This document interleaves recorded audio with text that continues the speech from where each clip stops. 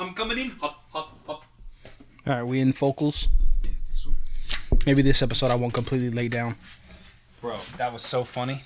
I looked like I had just done some serious illegal activities, and like I was like, my hair and. Quick, gotta get this episode done. Your tongue's over here. They're on me. Oh, yeah, so tell me your woes. Like, yeah. So what happened this week, dude? What's going on? I wish I could teach it.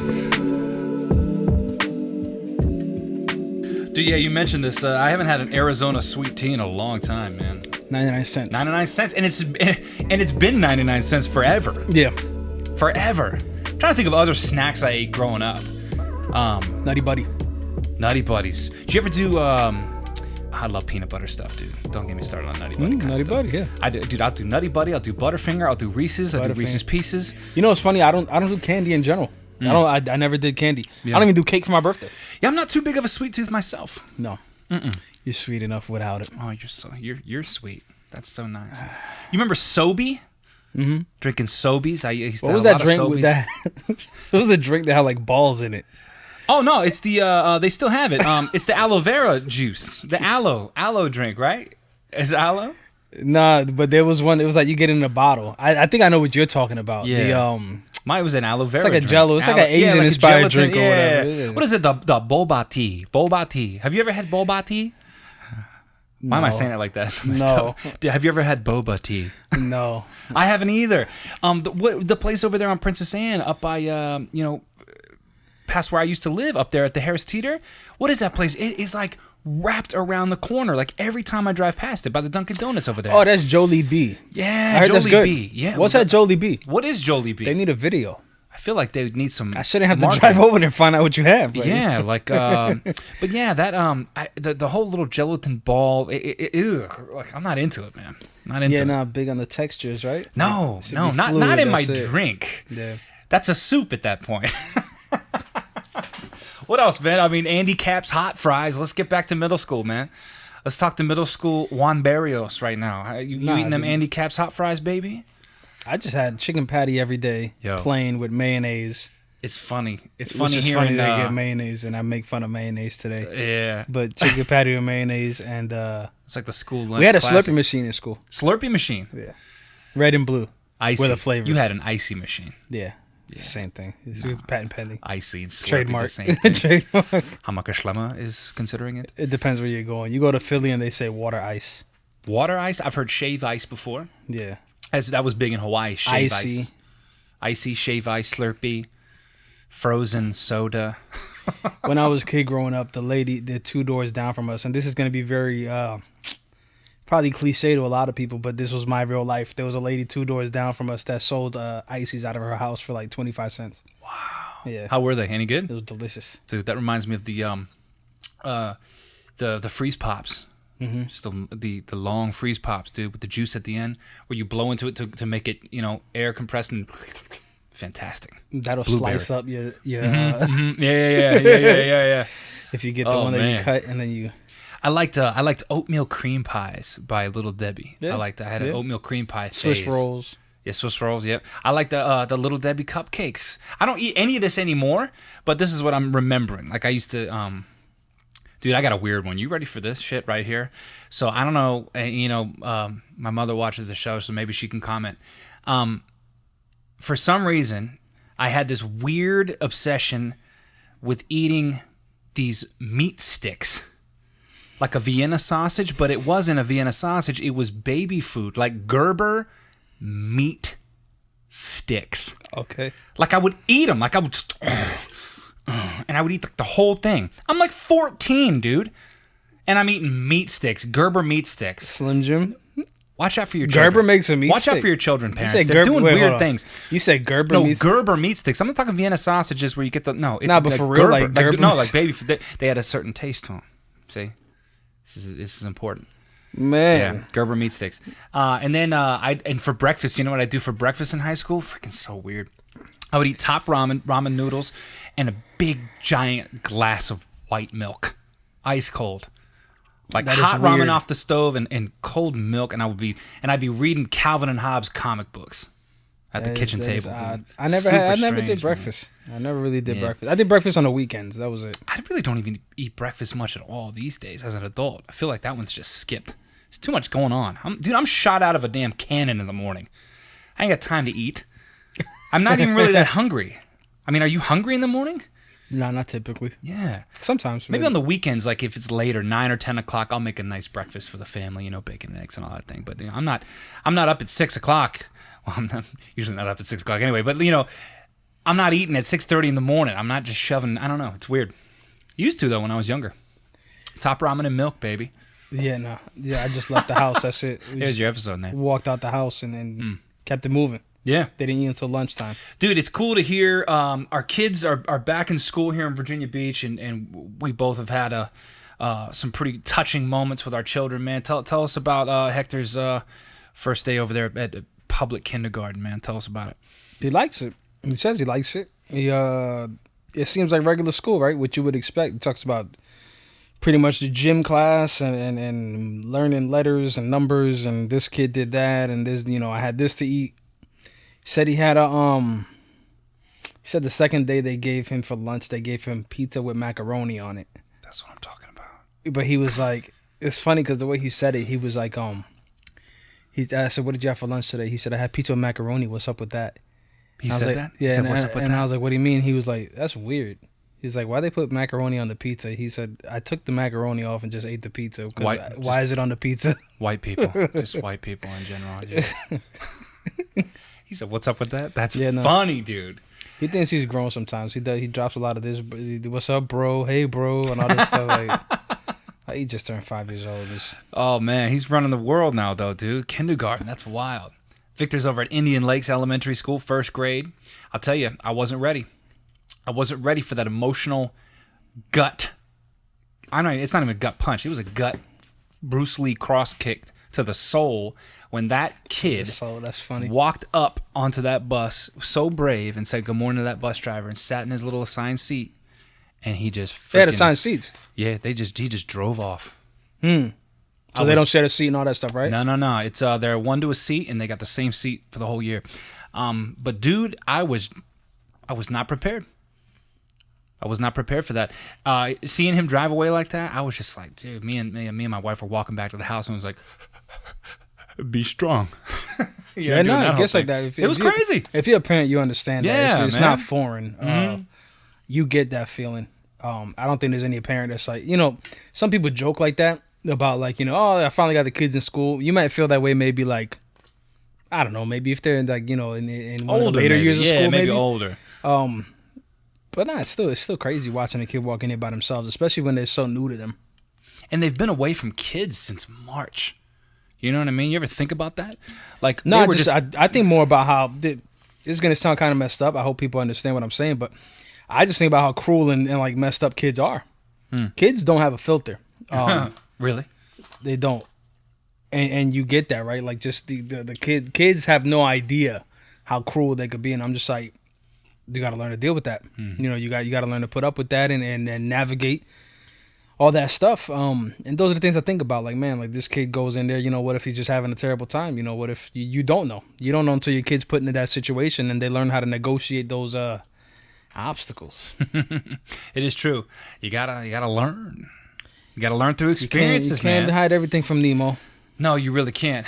Me and Victor had a very real, deep, philosophical life conversation the other night that I was not prepared for. I won't go into it too much on the show, but these kids are they're smarter than you think, man, and they're capable of a lot emotionally, and they gotta learn. You gotta go through some hardships, man. You gotta know what sadness feels like, fear, anxiety, and nervousness, like all these things. This is life. You got to go through it. You got to learn to identify that so you can learn what to do with it also. Learn how to move through it. And not push it down in a way, but to embrace it. I taught this to him the other night. It's like, he got real upset over something.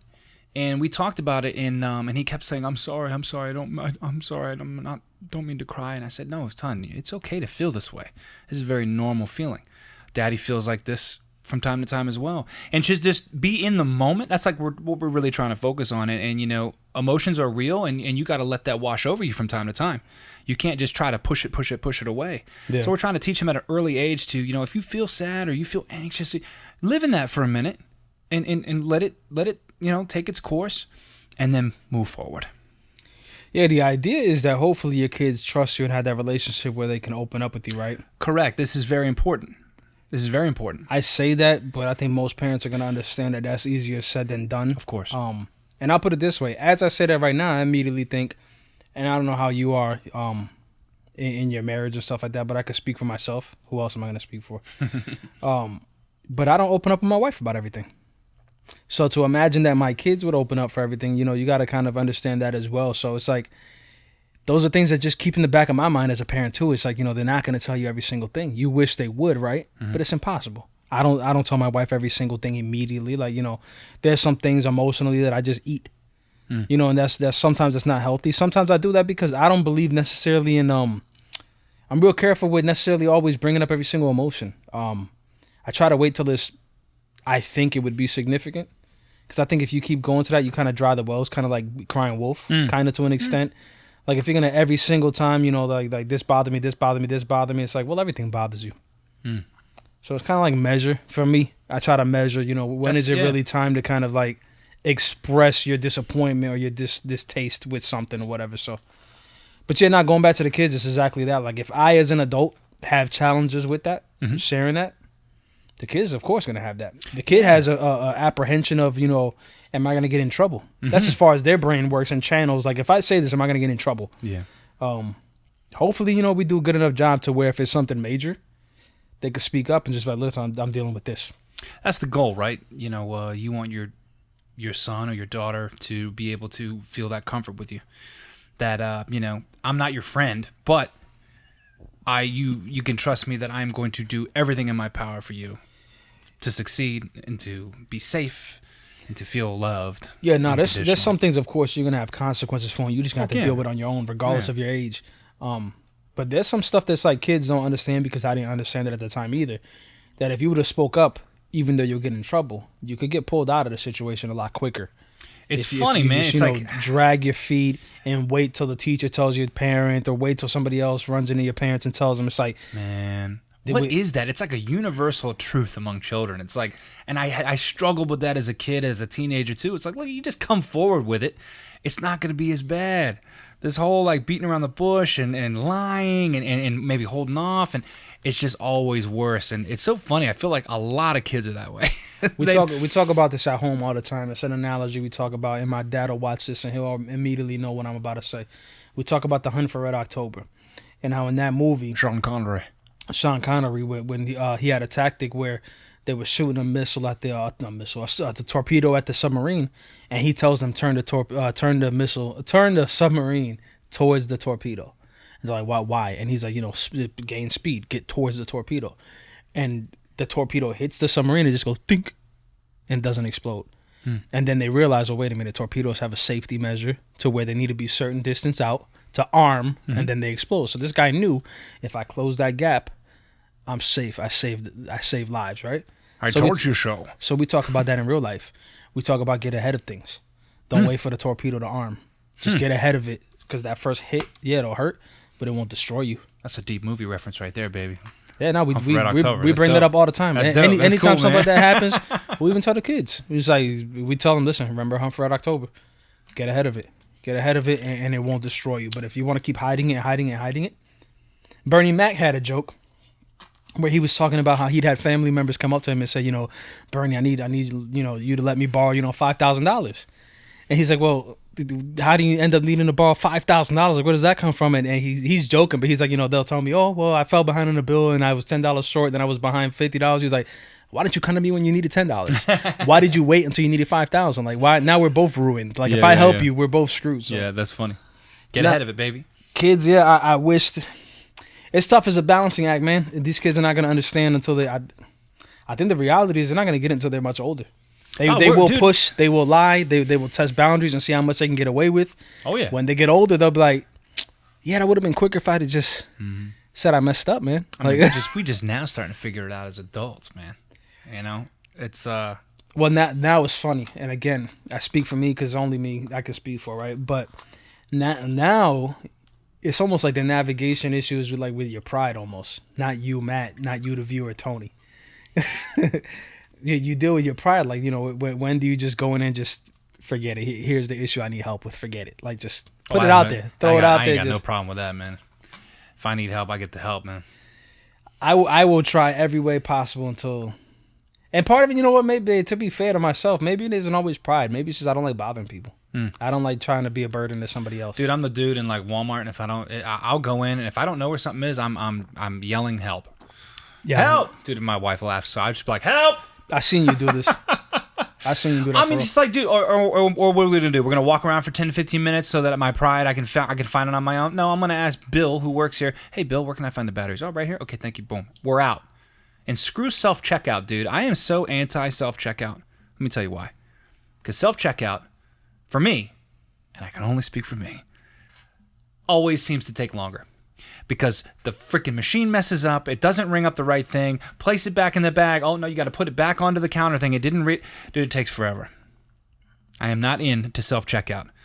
Everybody, I know a lot of people that like self-checkout. I'm anti. And my wife knows this, and she still makes me go over there. I don't know if I told you this story about Walmart over there on Lynn Haven and Princess Anne or whatever that is. Our local one, right? yeah. Dude, I went home furious. Uh-oh. Because me, I Tales go over from there. Walmart. Yeah, no, with Tony. I think I did tell you. I went to the deli, and I went to get some Munster cheese, which is my favorite cheese. And I'm in the line. Not even a line. It was behind one other person, and the other person was a Walmart employee, asking the other employee for some cuts or whatever. Let me get this. Let me get that. Right. This lady took like 15 minutes to get this lady's stuff, and the whole time I'm thinking, I'm a customer. The proper thing to do would be like, please help this gentleman real quick, and then you can get my stuff later. Yeah, sure. But I wait my 15 minutes, right? Oh, I wait 15 minutes. This lady takes her stuff, and the one that's slicing the meats and stuff like that doesn't even acknowledge me.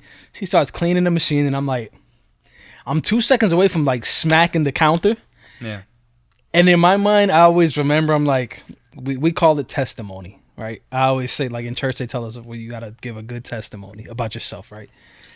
So I'm like, got to be careful. Remember who you are. Remember somebody going to walk by and notice that's Tony from church. Let me relax. Let me keep it cool. This lady turns around and says, my shift's over, so somebody else is going to come help you in another. I'm like, actually, no, it's not. Can I get a half a pound of Munster, please? Honestly, the appropriate thing probably would have been, I'm going to need you to grab your manager on the way out then. Oh, yeah. Oh, I had no problem with that. I was just like, I got no problem doing that. Whatever. And then the next lady came in, I was like, and you know what's funny? Need my cheese, and I'm out of here. I really don't want people to think we're difficult. But it's just like these things don't fall out of trees. We talk about this a lot. You know what I mean? I don't just go into Walmart looking to be pissed off at people. Not always. Not always. But that's funny, man. That's funny. Yeah, screw self-checkout. Screw the Munster lady, My goodness. What the hell were we talking about? No, I don't know how we got there. I got over to Walmart. No, the poor service and the poor not asking for help. I've been using the do you ever use the app? The app will tell you where the stuff is at. It'll tell you what aisle and everything. So open up the app, man. That's it. Bill, where are the cantaloupes at? If you can find Bill. You know what's funny about that is that whenever you need somebody, you can't find an employee. No one's around. You walk into some places and it's like, how can I help you? How can I help you? How can I help you? Like, nah, man, I'm looking, man. I'm looking. Yeah. Target's sometimes bad with that. Yeah, no, it's like I bet you if I start, everything okay? I bet you if I tuck one of these video games in my pocket, somebody will show up there. Excuse me, sir. Man, they used to have like the bell and stuff for you to ask for help or whatever. You ever been to like electronics and you can't find an employee anywhere? And you're just trying to check out. Like I'm trying to get this out the case. Like yeah, that junk is wild. Target has the little red phones that you can just pick up. Oh yeah, need help over here. Yeah, in jewelry, dude. Some of those old school grocery stores, you pick that phone up and you're on the intercom, dude. You're on the speaker, bro. Yeah. I saw this social media commercial recently. Some dude on Facebook just walking down, grabs it, farts, and puts it back. And it was like it sounded like a stadium speaker reverberating fart, dude. It was unreal. I was dying. 35, still laugh at fart stuff, dude. I'm a guy. Yeah, I don't know when that stops being funny necessarily. It doesn't, man. But anyway, these kids are back at school. We're super proud, man. It seems like Victor's school is taking it very, very seriously in terms of safety precautions, and they produced a nice video for the kids to watch, like an orientation video, kind of outlining and detailing countermeasures. So he seems to really, really be loving it, man. He needed it, man. He needed it. He seems more like himself. The kid's very social. I don't know where he gets it from. He needs that, man. So. Well, you want to make a comment about the debate that everybody's already seen? Wrong. You shut up, man. You shut up, man. Wrong. He's wrong. You're the worst president we've ever had. You know that? Dude, that was so funny. You said you use the word smart. Don't you ever use the word smart with me. Dude, I just love Wilds. Okay, Mr. President, no, Mr. President, dude, I was like getting anxious watching it. I was like, this is like wigging me out. I couldn't believe how childish it was up there. It was very funny, though. And I fully expected it to just derail within 4 minutes. And guess what?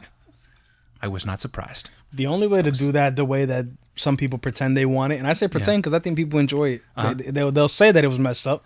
But I think they enjoy the circus. I love it. Dude. But the only way to avoid that is you're going to have like pre-recorded answers to these questions. Yeah, no, absolutely. That's it. Just be like, hey, here are the questions. Somebody was talking. Or put them in separate rooms, and they don't even hear each other or something. Or you could turn off his microphone. Or you just get or do like Biden did. Go on Joe Rogan's show. Not Biden. Bernie did. And go on Rogan's show, and you got 2.5 hours to just talk. I think they do that regardless, right? They're on the campaign show. They go, anyway, sure. For these debates, maybe you put them in phone booths. and then you shut off a microphone. And you don't even see the other candidate. Yeah, nah. Somebody suggested on... I was listening to my morning radio as I do on the way over to work. And that we actually nominate 2 adults? Yeah, dude. Like, jeez. But this guy was suggesting, he was like, what do they do next? I mean, I guess they could just mute his mic. I'm like, or... we just don't do that again, and maybe we just give like the American people what they want to see and give them gloves and say whoever wins this can you imagine 3-round boxing match. Ladies and gentlemen, welcome to the first of 3 presidential fistfights. Dude, can you imagine? Dude, the build up to it, like the ads on cable television, it seemed like it was like a freaking pay-per-view boxing match. Did it not? Like the energy. Yeah, they had like the monochrome. They came out the profile with the star banner on the top and the bottom, like Rocky. Like James Brown came out living in America. They had Bruce Buffer. Let's get ready, dude. When they walked out, like I was like legit, like I was watching a sporting event. Like I was like excited, and I'm not a politics guy. I was like, but I am absolutely watching this dumpster fire tonight, dude. We had popcorn, wine. We did the whole dude. Popcorn and wine. Ramen, top ramen and milk we had during the debates. But no, it was wild, man. We won't get too much into it. Everybody's like, well, there was a clear winner, wasn't there? I'm like, well, it depends on what news channel you turn on who the quote unquote winner was. There ain't no winners in that. That wasn't. What the hell was that? That wasn't a debate. I'm gonna tell you that right now. That was not a debate. That was the kind of debates I have at home. Oh man. I was real familiar with that type. I mean, I heard and understood all of them. Some people were like, what's going on? I can't keep up. Oh, so you were right in it. You were just... Okay. I get it. Mm-hmm. Good points being made on both sides, I suppose. All right. Yeah, it'll be interesting to see what modifications they do for the next one. They're not shutting them up. Yeah, I don't know what they're going to do. They haven't shut him up in the last 4 years. They're not going to. No. And there's no different than what he was for his whole life anyway. As far as the president. As far as Donald Trump. What you get, man. This is the way he spoke, so some like it, some don't, but that's the way he's always been. So I don't, short of shutting off the microphone, you will see the same thing again. So I guess the only one that has to adapt is Joe Biden. He'll just have to turn it out. He's got to figure out. He'll still hear him because he's on the stage with him. It's a really good point you bring up. It's a good idea to maybe have him like pre-recorded answers to these questions. That's like the best idea we got at this point. Like it's a great idea, but like, do we really? We've had to get to that. Like geez, maybe if he completely stopped talking and then made it awkward. Like anytime he got interrupted, just stopped it and then waited and oh, you're done? Okay, like I was saying, blah blah blah, and then you start talking again. You just now, Mr. President, your party agreed to the 2 minutes. Oh man, Wallace, dude. Yeah. No, anyway, that's America 2020, we're on fire. It's a dumpster fire. It is what it is, dude. Whatever. We're almost done. We're almost there, people. It's October. We're almost there. Yeah, dude. The finish line is in sight now. Dude, Well, you're on the I last don't leg. know if the finish line isn't set for real, because if they do the mail-in voting like they said it could be delayed.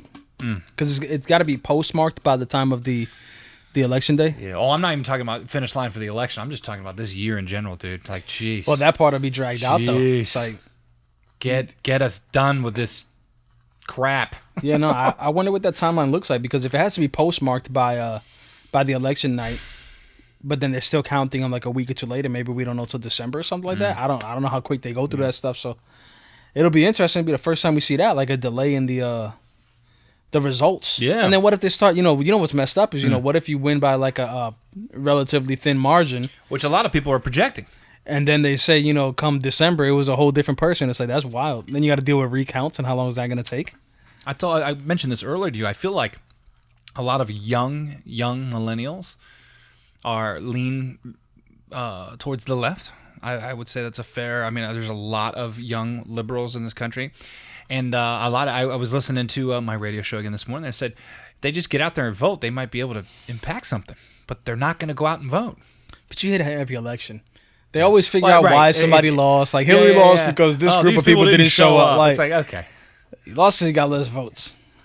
I don't. If they didn't show up, you still didn't do your job correctly, though, did you? Because you didn't inspire them at least to get up out of their butts, Right. and go do it. And in this case, it's like you didn't inspire them to go fill out a card and put it in the mailbox. Mm-hmm. So I don't know. Even that's kind of antiquated. These are the two best people that we got. Like if you could fill out This your is taxes, if you could fill out your taxes online, why can't you vote online? Easily manipulated. I guess. I mean, I guess, right? Like, I guess. Maybe you sign up, maybe you do some kind of sign up when you do voter registration. It's all online. You have a protected PIN. And Yeah, 2-factor or even 3-factor verification, and if authentication, that PIN something number, like that. PIN number can only be used once. Yeah. And if you didn't vote and your PIN is not working, then you say somebody did a fraudulent vote on my behalf. I need that checked or whatever. And Yeah. There's ways to do it. Yeah, it's just, There's ways to do it. Yeah. The DMV does it. The DMV does, vital records and stuff like that. You can and do a lot of stuff online these days. Except vote. It seems like everything for else has been voting. figured out except voting. So you can analog. move money back So and forth. Analog. I got to go wait in line for 4 hours. I feel like that's why a lot of young people don't go out and vote. They're just like, this is silly.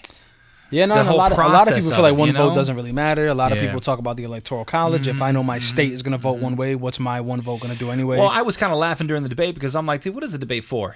We're accepting absentee ballots. We're already voting. Like, people have already, for the most part. I mean, who's really undecided at this point? I'm sure there's a portion of the electorate that's maybe undecided, but I feel like most people kind of know where they're gonna cast their vote. I mean, yeah, to. unless I don't know what percentage of for the population show, they're dude. banking on, but Come on. maybe if you're a person that doesn't keep up with politics at all and you just tuned in and you're just now paying attention, maybe now you start informing yourself. Well, and I don't here's know. the thing: even if you're undecided, and that debate the other night was the first exposure to these candidates you got, what a shit show, dude!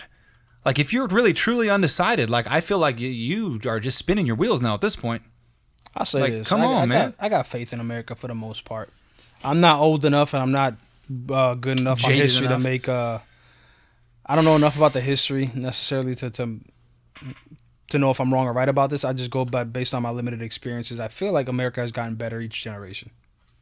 We've pushed it up a little further, right? You may Yeah, it take a depends on couple what steps. we're talking about. You may take a couple steps back in here or there, but nah, I think generally, Talking about our society. most things you look at in America, society wise, maybe technology, maybe economy wise, like it always inches forward. There's always a kind of a forward trend for the most part. So What will my Dr. Disrespect say? we'll be all right. One step backward, 2 steps forward.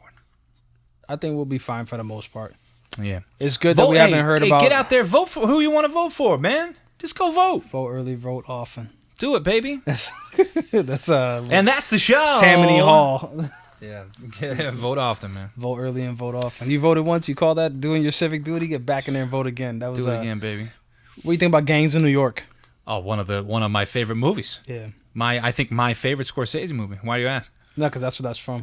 Bill the Butcher. Yeah, he was grabbing people who's like, you only voted once, get back in there. Like, you vote 2-3 times. They were shaving people real quick, get back in there and vote again. Come on, Daniel Day-Lewis. Are you kidding me? Yo, Daniel Day-Lewis. Are you kidding me with this guy? He killed an elected official in public in New York. You see, remember that part? Yo. Dude had just been elected like mayor or whatever. Oh, he was walking up to the door. He just grabbed his mace. Is what it was. Yeah, club. it was amazing. It was a spiked. Yeah.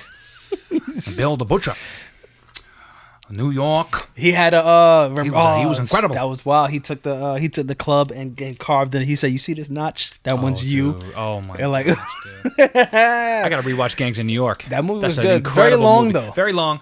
I got it on DiCaprio, DVD and baby. it takes 2 discs. Jeez, It stops really? and it tells you please insert disc. So that was a minimum four VHS tape. yeah, 4 VHS tapes. I can't think of any multiple VHS tapes I had. Titanic. You ever had Titanic? That was on 4. I don't remember if I had that on. If we had that on 4. VHS. That was 4 on VHS. I remember back in the Blockbuster days. Gone with the Wind was like 4. That was a big one. 4 Dances with VHSs. Wolves, I think, was like 2 or 3. It's those big epics. Braveheart was a another one. Yeah, double disc. And now Blu-ray baby got us set Yeah, that's right. until 8K rolls out, and then they need 2 4K discs or something like that. Like, you know. When our discs combine. Yeah. Oh man! All right, I'm gonna go watch Gangs in New York. Good show, buddy. Yes. All right, hey, get out there and vote for real. Do it. Hey, and real quick, people talk about every now and then we get you guys should do that live. If we're gonna do it live, people have to comment to begin with. So Do we do it live? Who's that, watching the show? If that really? matters, then we need to see some comments first before we start. If you want a live show, I think we need 10 comments that say "Do it live." I think we need 10. It needs to be consistent too. It can't just be Yeah. one. Like we got to see like comments generated over and over, and then We when could we do see- like I mean, we people are could- talking. If we get 10 comments that say "Do it live," like Bill O'Reilly, we'll do it live. Then we'll do one show live, and maybe we'll have some guest interaction. If anyone's watching, That just takes more effort, and Tony's not really into We're kind of that. aiming to the middle right here. We'll do it. It's just right 10 under the comments. radar. You shoot too high, you get noticed. 10 comments. Bill O'Reilly, do it live. Comment now. I'm Matt, I'm Tony. and this is the Tsunami Podcast. Yeah, man. We'll do it live for 99 cents. I made a dad noise.